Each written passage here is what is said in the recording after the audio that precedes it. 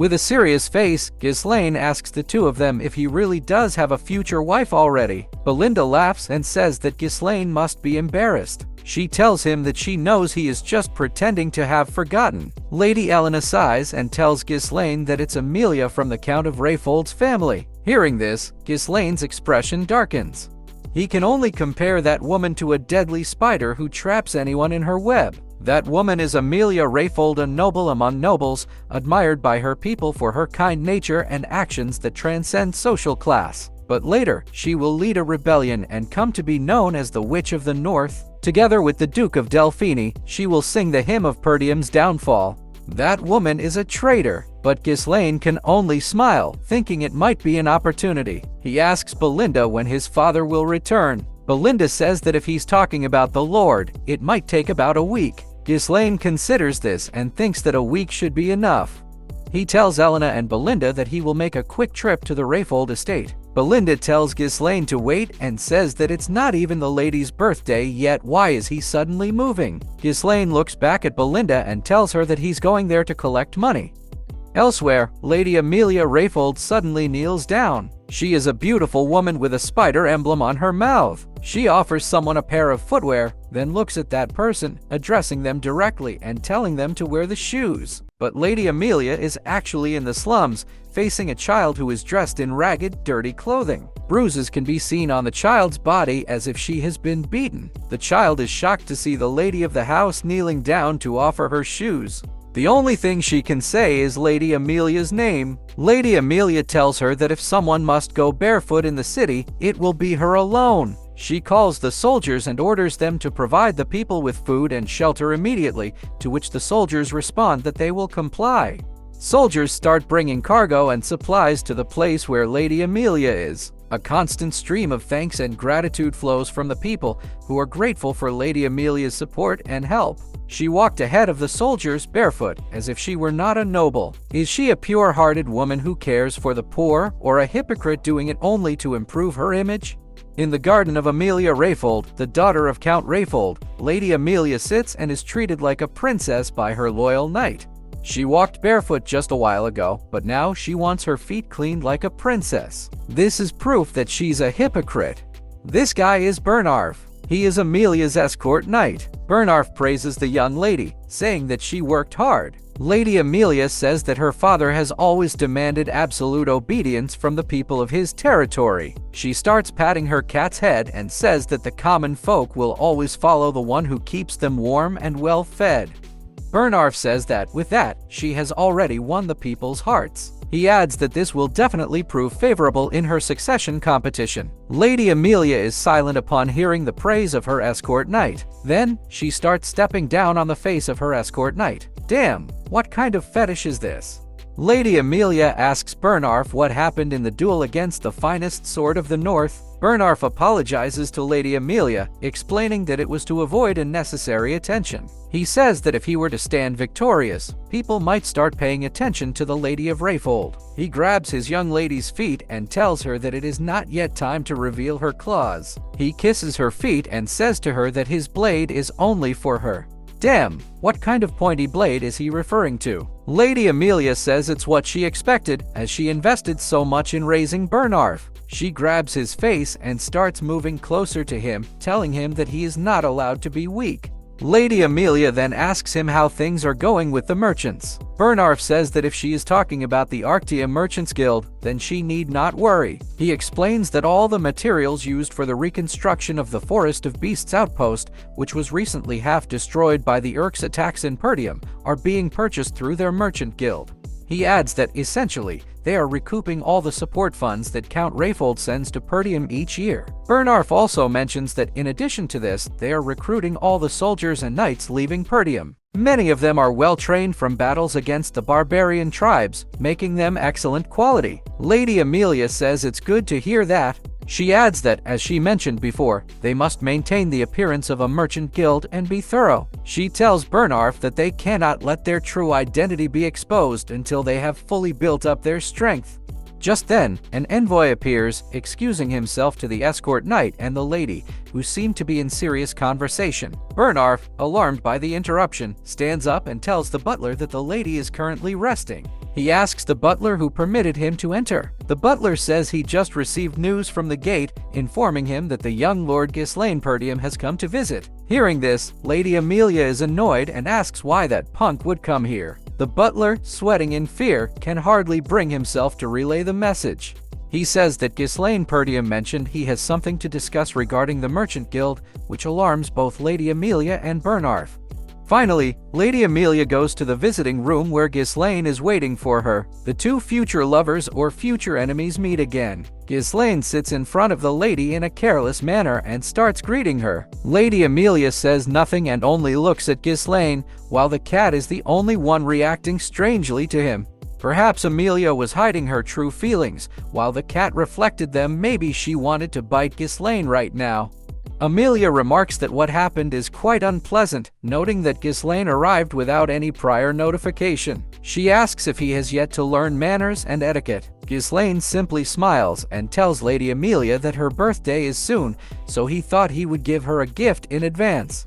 He places a flower on Amelia's table, saying he picked it up from the Merchant Guild up ahead and that its fragrance is quite nice. He mentions that he plans to buy flowers from there from now on.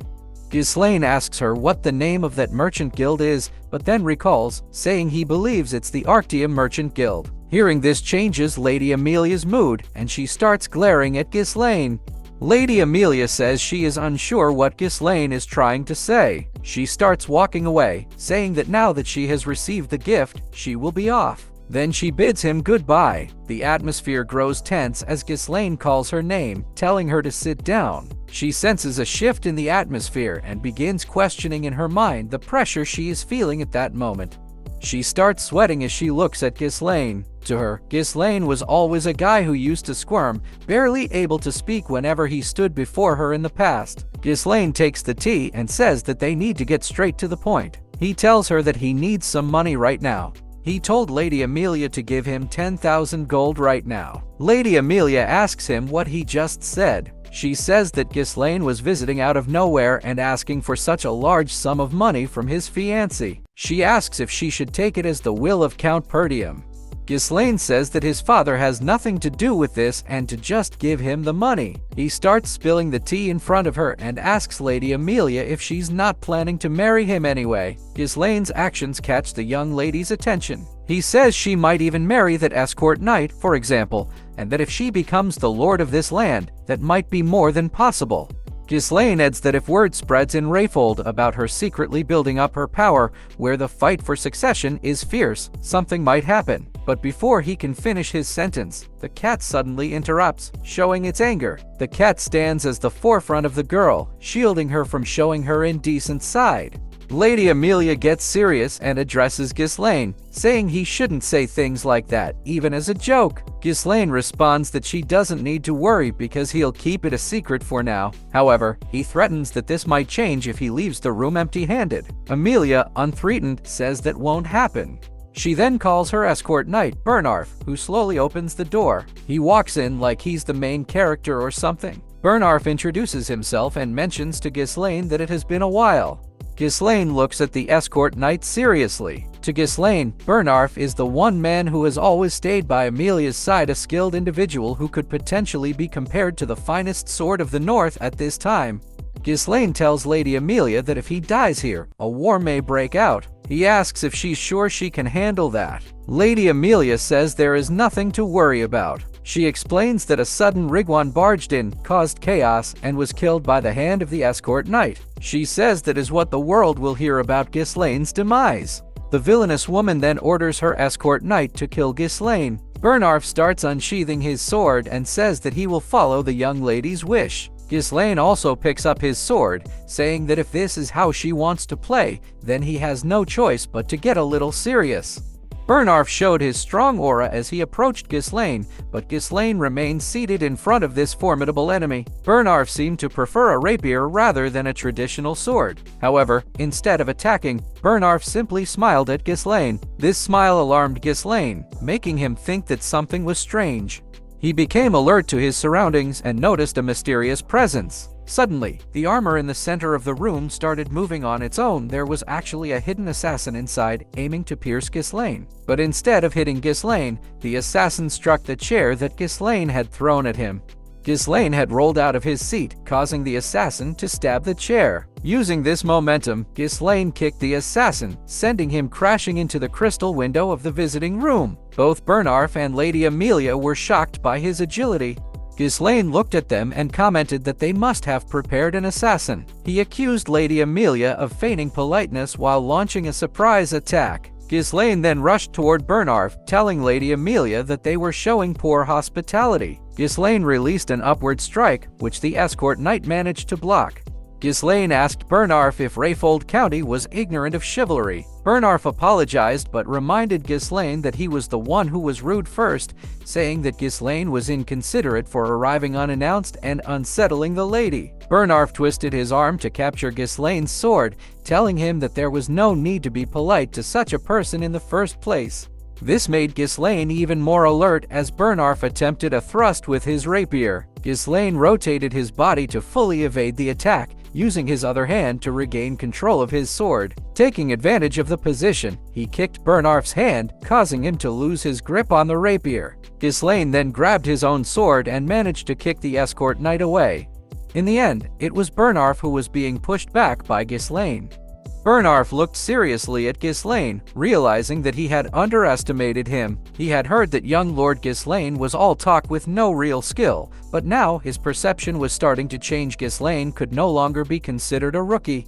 Lady Amelia seemed frustrated and asked Bernarf why he was struggling against a punk like that. Bernarf had no excuses to offer. Lady Amelia arrogantly ordered her escort knight to hurry and bring her Ghislain's head if he truly considered himself her sword. Bernarf, perhaps obsessed with his young lady, replied that he would not disappoint her. He got serious, his expression changing as he told Ghislain to come and attack him. He points his rapier at the MC. Ghislain simply smiled, reminding Bernarf that he was just an escort knight and had no right to dare order him around. Bernarf prepared to attack, possibly taunted by Ghislain's words. He told Ghislain that he had done him a favor, but if Ghislain insisted, he would comply with his wish. Bernarf was the first to attack, thrusting his rapier toward Ghislain with great speed. Ghislain barely managed to evade, receiving a minor wound on his face, and thought to himself that Bernarf was incredibly fast. Bernarf wanted to gain the upper hand by wearing him down. The two exchanged various sword techniques, engaging in a masterful battle. Neither seemed to gain an advantage as they continued to clash equally. Lady Amelia started to question how Ghislain, whom she had dismissed as a lousy punk, could be fighting Bernarf on equal footing.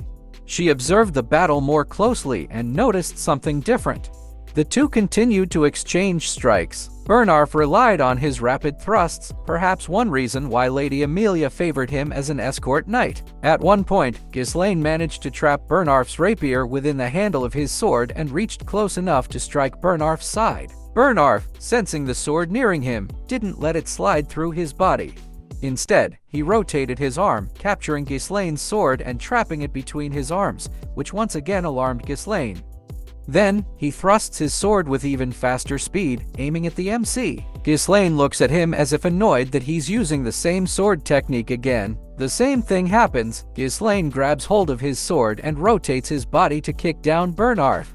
But this time, something feels different, and Ghislain notices it. Bernarf has actually infused a lot of mana into his arms, so the sword doesn't budge even though Ghislain is trying to pull it out. Bernarf tells Ghislain that the same move won't work twice. He then slams Ghislain's body to the ground. Ghislain starts coughing from the strong impact of being slammed down, but the enemy doesn't give him a chance to recover, seizing the opening to thrust his rapier once again. While still on the ground, Ghislain uses his foot to deflect the rapier, causing it to strike the ground instead. He then rolls away, putting some distance between himself and Bernarf. This exchange and choreography are better than 90% of anime fights. After a few exchanges, Ghislain realizes that Bernarf is using mana to endure their battle. Bernarf slowly walks towards him and tells young Lord Ghislain that he's quite different from what he'd heard. He remarks that the saying "you never truly know someone until you've fought them" holds true. Bernarf throws Ghislain's sword aside, observing that his swordsmanship doesn't look like something learned systematically. It seems more like Ghislain picked it up through real combat experience. Ghislain's sword was thrown much farther than it initially seemed, putting him at an even greater disadvantage as he faced a swordmaster unarmed. Bernarf asks if perhaps Ghislain has fought with barbarians so often that he naturally adapted to their style. As the sword falls far out of reach, Bernarf tells Ghislain that such an unrefined sword style might work in a chaotic battlefield, but not against him. He says that Ghislain's deviations will end here. Assessing the situation, Ghislain thinks that, as expected, this battle will be challenging. The precise, narrow thrusts of Bernarf's blade, constantly targeting his head, throw off his sense of distance and timing. At close range, Bernarf's size advantage makes it hard to overpower him with technique alone. Ghislain realizes that from the start, Bernarf wasn't an opponent he should have challenged yet. Ghislain decides to use his spider technique, which employs mana threads. He tells Bernarf that, as he can see, he doesn't have much time either. The mana threads start to move toward Bernarf, who hasn't noticed them yet as Ghislain pulls it. Only when the threads pass by him does he become alarmed, realizing they are mana threads. However, Ghislain's real intention was to retrieve the sword that had fallen a long distance away. As he pulls the sword toward him, the handle strikes the back of the escort knight's head. Ghislain seizes this opportunity to charge at Bernarf, who loses his balance from the surprise attack and delivers a powerful knee strike to Bernarf's face. Blood starts flowing from Bernarf's nose as he questions what Ghislain just did. Lady Amelia, who has done nothing but order her knight around, starts to worry and calls out to her escort knight. Ghislain, now on the offensive, positions himself above Bernarf with his sword, preparing to deliver a downward strike. Bernarf's reflexes seem sharp as he blocks the attack from above, using both hands to push Ghislain's sword up. Then, he swipes Ghislain aside, throwing him to the ground. Ghislain flips his body mid-air to avoid a rough landing and stares straight at his opponent. Bernarf tells Lady Amelia that she should leave, as he can no longer guarantee her safety. This alarms the young lady. Meanwhile, Bernarf, still pointing his rapier, now with a broken nose, declares that he'll give it his all from now on. Ghislain also gets serious, saying that's exactly what he'd like to see, as he hasn't faced such an entertaining opponent in a long time.